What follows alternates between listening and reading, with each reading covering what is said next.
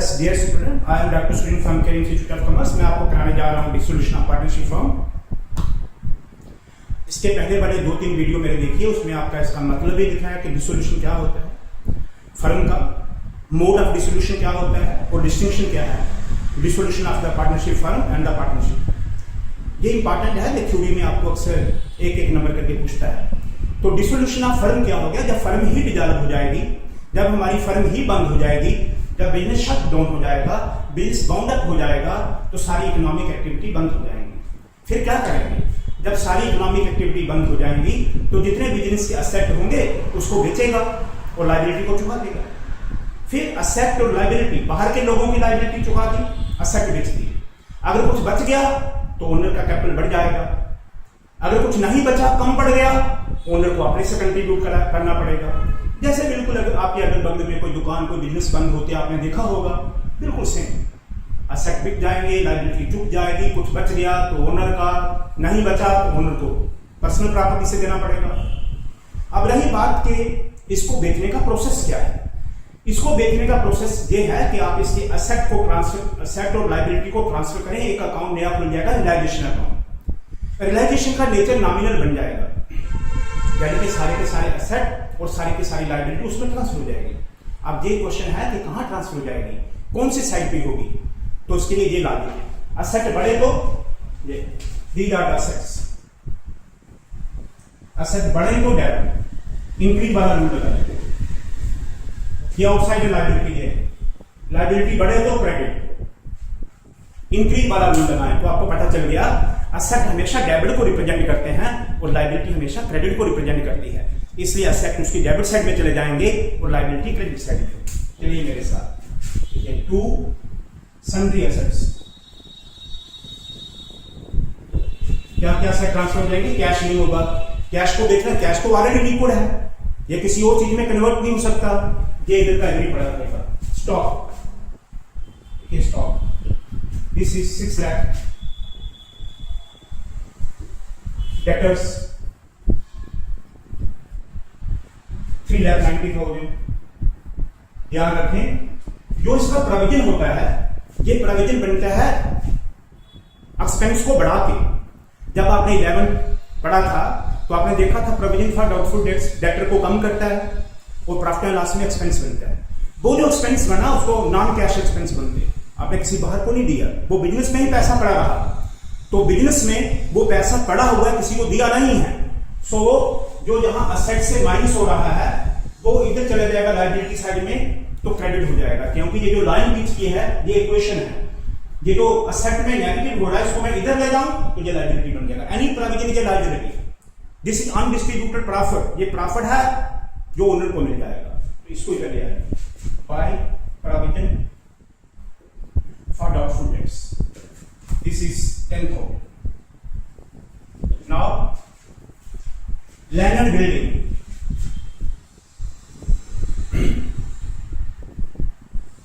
land and building आपका है 4,14,000, 4,14,000। Plant and machinery,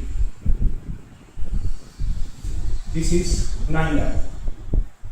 ये आपके सारे एसेट ट्रांसफर हो गए, plant and machinery, land and building, debtor, stock, चारों हो गए। अब आइए लायबिलिटी, क्रेडिटर्स, भाई सन्ड्री लायबिलिटीज, सन्ड्री लायबिलिटीज, इसके नीचे समरी बना लेंगे। Creditors 4,20,000 and Mrs Guru loan, Mrs Guru loan 5 lakh. Dear student, आपको बता दूं, ये जो पार्टनर 3 है, गुरु, समता एंड प्रकाश,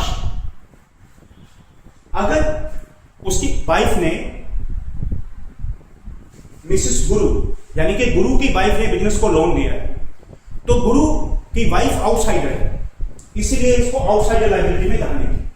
दूसरा लोन है समता लोन, समता पार्टनर है, इनसाइडर, इसको इधर ही रहने दें, ये इनके कैपिटल अकाउंट में ट्रांसफर हो जाएगा जब कैपिटल अकाउंट बनेगा, इसको इधर ही रहने दें। तो आपने आउटसाइडर लायबिलिटी को लेना है। ये क्वेश्चन CBSE 2025 में आया है और ऐसा ही पैटर्न उसका 2024 का भी है मैं आपको आसान भाषा में बिल्कुल लॉजिकल रीजनिंग के साथ आपको बता रहा हूं। दोस्तों, प्यारे बच्चों, आपको मेरा वीडियो समझ आता है। मैं किसी बुकिश लैंग्वेज को कॉपी नहीं करता, किसी बुक के क्वेश्चन को कॉपी नहीं करता, मैं सीधा उन क्वेश्चन पे अटैक करता हूं जो आपको बोर्ड में दिख जाएंगे। ये मेरा 30 साल का एक्सपीरियंस जो है, ये मुझे अंदर से चिल्ला चिल्ला के बताता है कि आपको पढ़ाया जाए। अगर आपको उसकी रीजनिंग, लॉजिक सब कुछ समझ आ जाए तो आपको कुछ भी याद नहीं करना, आप बिल्कुल वैसे ही मास्टर बन जाएंगे जैसे आपको टीचर को पढ़ाने वाले हैं। समझिए, अब ये आउटसाइडर लायबिलिटी को ट्रांसफर कर दिया, ये सारे एसेट भी ट्रांसफर हो गए, आउटसाइडर लायबिलिटी। इधर से आपने कैश एंड बैंक को छोड़ दिया क्योंकि ये ऑलरेडी लिक्विड है। और अगर हम बाकी वाले अकाउंट, पार्टनर्स कैपिटल अकाउंट और बैंक अकाउंट बनाए तो ये बैंक अकाउंट में चला जाएगा। और ये पार्टनर का लोन, समता का और कैपिटल, ये उनके कैपिटल अकाउंट में चला जाएगा, इसलिए इनको इधर छोड़ दिया। अब असेट को बेचेंगे और लायबिलिटी को चुकाएंगे। तो पहला स्टेप हो गया, मैंने लॉजिक बता दिया, क्यों ये डेबिट साइड में गया, क्यों ये क्रेडिट साइड में गया। अब असेट बिकेंगे और लायबिलिटी चुका देंगे। एक ऐसा क्रॉस बनेगा कि उसके बीच का डिफरेंस ऑटोमेटिकली प्रॉफिट या लॉस बनता जाएगा, जो आपको दिख नहीं रहा लेकिन बन रहा है। मैं समझाऊंगा कैसे। Debtors were taken over by creditors in full settlement, ये बहुत इंपॉर्टेंट पॉइंट है। अगर कोई क्रेडिटर हमारे किसी असेट को टेक ओवर कर ले, फुल सेटलमेंट, फुल सेटलमेंट का मतलब हुआ कि उस क्रेडिटर के बदले में, ये जो क्रेडिटर है 4,20,000, इसके बदले में हमें उसे 3,90,000 के डेटर दे दिए, फुल सेटलमेंट, यानी कि आप कुछ भी लेना देना नहीं। ये एंट्री बुक्स में रिकॉर्ड नहीं होगी। उसका कारण क्या है, ये ऑलरेडी रिकॉर्डेड है। 4,20,000 के बदले में हमें 3,90,000 का हमारा वो डेटर ले जाएगा, तो बिजनेस को फायदा हो जाएगा। आप देखिए, आपकी इनकम साइड, ये आपकी इनकम साइड है क्योंकि इसका नेचर नॉमिनल है, नॉमिनल। ये आपकी इनकम साइड है, ये आपकी एक्सपेंस है। तो आपकी इनकम साइड कितनी है, 4,20,000। आपकी इनकम साइड कितनी है, 4,20,000। आपकी एक्सपेंस वाली साइड कितना है, 3,94,000। देखिए, इनकम आपकी 30,000 की ज्यादा है, ये आपका प्रॉफिट बन गया। ये ऑटोमेटिकली प्रॉफिट बन गया, इसके अंदर आपको इसको कुछ करना नहीं, याद रखिए। Whenever a liability settle through some asset in full settlement, यानी कि उसके बाद हमें लाइबिलिटी का कुछ देना नहीं है, so no entry should be recorded, वो ऑलरेडी एंट्री बिल्डअप है उसके अंदर। Second, 50% of the stock was taken over by Samta, 10% less than the book value, and the remaining stock was sold at a profit of 20%. अब asset बिकते कैसे, दो option होते हैं। जहां कोई पार्टनर टेक ओवर कर लेता है, जो ओपन मार्केट में बिक जाते हैं, तो ये जो स्टॉक है ये समता ने टेक ओवर कर लिया है। तो अगर ये बिक जाता तो हम लिखते हैं भाई बैंक अकाउंट, ये समता ने टेक ओवर कर लिया तो समता का कैपिटल कम हो जाएगा, तो लिखेंगे भाई Samita capital 50% of stock. 50% of stock का क्या वैल्यू होगा, आपके पास स्टॉक पूरा 6 लाख का है, तो 50% इसका हो गया 3 लाख, इसी 3 लाख। उसने 10% लेस वैल्यू में दिया, तो 10% लेस देखिए, 10% less than the book value, तो 10% less than the book value 30,000, इसका मतलब समिता ने वो लिया है 2,70,000। तो आपका स्टॉक आधा बिक गया है, 1/2, आधा बिक गया, आधा बच गया। जो बाकी बचा है रिमेनिंग, वो ओपन मार्केट में बिक गया कि प्रॉफिट ऑफ 20%। तो ऐसे लिखिए आप, ये आपका स्टॉक, इसका बुक वैल्यू है 6 lakh, taken over by Samita, आधा 50%, 3 लाख, पीछे 3 लाख का बच गया, इसी रिमेनिंग स्टॉक। ये जो 3 लाख का समिता ने लिया, उसने लिया है 3 लाख की बुक वैल्यू माइनस 10% लेस, उसने दिया है 2,70,000। ये देखिए, ये जो पीछे 3 लाख का बच गया है, ये ओपन मार्केट में बिक गया है 3 लाख प्लस 20%, इसका 20% ऐड करेंगे 60, ये बिक गया है 3,60,000।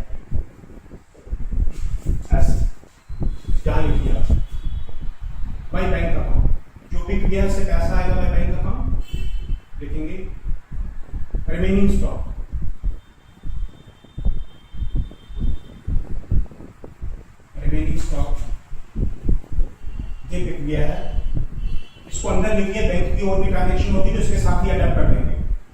इसी 3,60,000।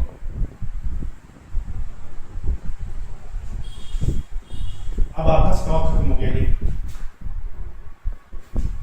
डेटर भी चले गया। आगे देखिए, लैंड एंड बिल्डिंग बात टेकन ओवर बाय प्रकाश। तो लैंड एंड बिल्डिंग किसने टेक ओवर कर लिया? प्रकाश ने। कितने में? 20 लाख में। And plant and machinery was sold, और वो बिक गया। यहां लिखिए प्रकाश कैपिटल। प्रकाश ने क्या दिया? लैंड एंड बिल्डिंग 20 लाख का। लैंड एंड बिल्डिंग इसी को भी है। And plant and machinery was sold at scrap rupee 1 lakh. Plant and machinery scrap के भाव बिक गया 1 लाख का। जो 9 लाख का था वो 1 लाख का बिका। तो जो बिका है उससे बैंक अकाउंट बढ़ेगा, तो आप इसी बैंक में लिख दीजिए प्लांट एंड मशीनरी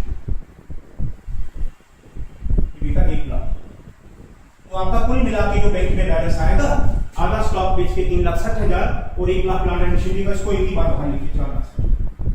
आप चाहें तो इसको प्लांट एंड मशीनरी को भी नीचे ले सकते हैं, by bank account plant and machinery. लेकिन फिर अगर आपको फुल फ्लैज क्वेश्चन करना हो तो आपको पोस्टिंग बार बार करना पड़ती है, इसलिए इसको सिंप्लीफाई बनाने के लिए जितने कैश में बिकते वो एक ही जगह है। चलिए, प्लांट एंड मशीनरी बिक गया। गुरु एग्री टू पे आफ्टर मिसेस गुरु लोन। गुरु उसका हस्बैंड है मिसेस गुरु का, तो ये जो मिसेस गुरु का लोन है जो बच गया हुआ है ये मिस्टर गुरु ने दे दिया। तो अगर हम कैश में देते तो इधर लिखते टू बैंक अकाउंट, गुरु ने दे दिया तो उसके कैपिटल में चला जाएगा, to Guru's capital account. Mrs Guru's loan 5 lakh. तो इस तरीके से इस क्रेडिटर को हमने अपने डेटर दे दिए और मिसेस गुरु का लोन मिस्टर गुरु ने चुका दिया। बस अब देखिए ये सारी लायबिलिटी भी खत्म हो गई, असेट भी सारे बिक गए, जो बचा हुआ स्टॉक था वो भी बिक गया, खत्म हो गया।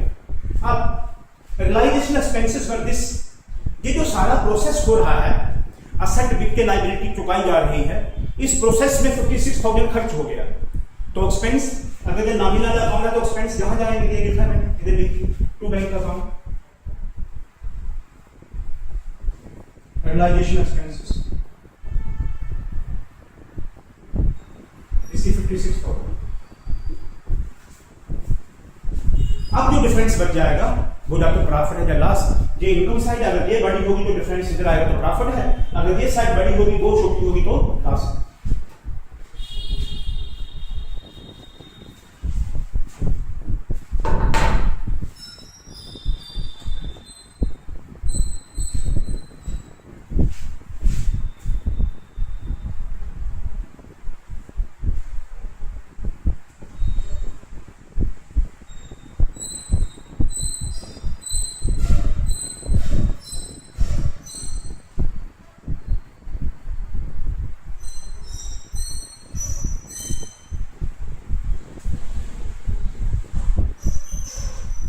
ये आता है 36,60,000।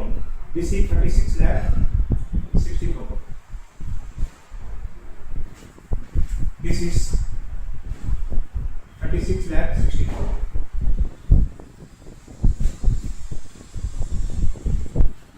माइनस करेंगे, दिस इज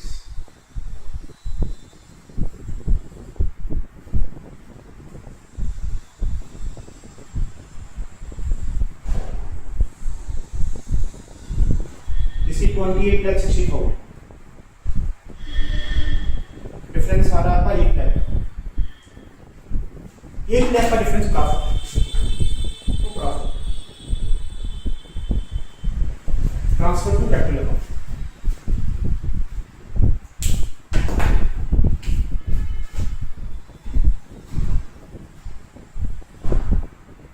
बताइए कौन कौन पार्टनर है? गुरु, समिता एंड प्रकाश। गुरु बताइए किसी 1 लाख, इसका रेशियो क्या है? Multiple this is 2/10।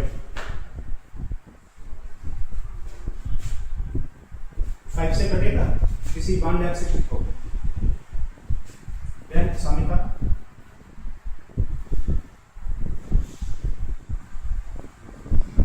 इसी 8 lakh into 3/10 इसी 2,40,000। Now प्रकाश कैपिटल का 8 lakh into 5/10 इसी 4 lakh।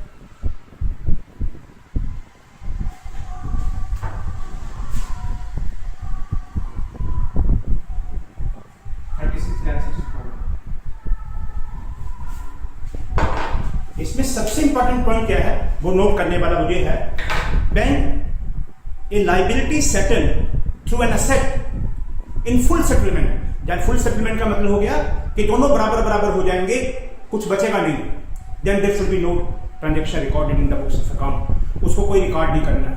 बाकी आपको सारा बता दिया कि एसेट्स को जहां ट्रांसफर करें, आउटसाइड लायबिलिटी को कहां करें, एसेट जहां बिकेंगे लायबिलिटी भी पे हो जाएगी। आप देखिए फिर जो आपको दिख नहीं रहा वो कैसे बन रहा है।